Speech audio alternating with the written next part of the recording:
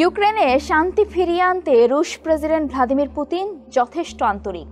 আপাত দৃষ্টিতে তাই মনে হতে পারে, কিন্তু বিবিসির প্রতিবেদন বলছে এখনও উদযাপনের মতো কিছুই ঘটেনি। কেননা সম্পূর্ণ যুদ্ধবিরতিতে রাজি না হয়েই পুতিন মাত্র ৩০ দিনের জন্য ইউক্রেনের জ্বালানি অবকাঠামোতে আক্রমণ বন্ধের প্রতিশ্রুতি দিয়েছেন।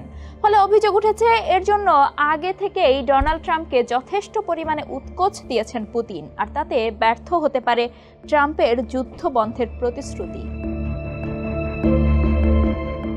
রাশিয়ার রাষ্ট্রীয় গণমাধ্যম জানিয়েছে ২ ঘন্টারও বেশি সময় ধরে ফোনালাপ করেন দুই প্রেসিডেন্ট। একে আড্ডাবাজি হিসেবে উল্লেখ করেছে ক্রেমলিনের রিড আউট। এতে বলা হয়েছে রাশিয়ানদের আগ্রহ রয়েছে এমন নানা ইস্যু উঠে এসেছে। এতে মধ্যপ্রাচ্যের শান্তি এবং গ্লোবাল নিরাপত্তা নিয়েও আলোচনা করেছেন তারা। ক্রেমলিনের রিড আউটের ৫০০ শব্দের বিবরণীতে বলা হয়েছে ট্রাম্প ও পুতিনের ২ ঘন্টা দীর্ঘ আড্ডার মাধ্যমে গলতে শুরু করেছে পশ্চিমা বিশ্বের সঙ্গে রাশিয়ার সম্পর্কের বরফ।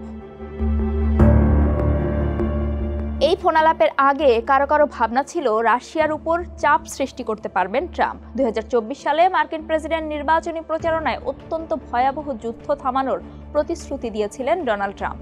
এখনও তিনি একই দাবি করছেন। তবে গেল এক সপ্তাহে স্পষ্ট হয়েছে যুদ্ধ থামাতে পুরোপুরি ব্যর্থ ট্রাম্প। অনেকটাই স্থবির হয়ে পড়েছে ইউক্রেন যুদ্ধবিরতি, বরং ট্রাম্পকে ব্যবহার করে বিশ্ব রাজনীতির শীর্ষস্থান দখলে বেশ এগিয়েছেন আইসিসির সন্দেহভাজন যুদ্ধাপরাধী পুতিন।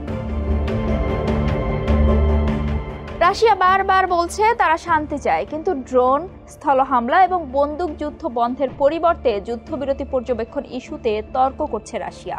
এরই মধ্যে কিয়েভের প্রতিরোধ ক্ষমতাকে পঙ্গু করার লক্ষ্যে আরও শর্ত যুক্ত করেছে ক্রেমলিন। ইতোমধ্যে মিত্রদের কাছ থেকে ইউক্রেনে অস্ত্র এবং গোয়েন্দা তথ্য প্রবাহ বন্ধের দাবি জানিয়েছে রাশিয়া। এমন শর্তই বলে দিচ্ছে ইউক্রেনে আক্রমণ বন্ধের কোনো আগ্রহই নেই রাশিয়ার। পুতিনের শান্তির কাছে মার্কিন কূটনীতিও যেন এখন কিছুটা অসহায়।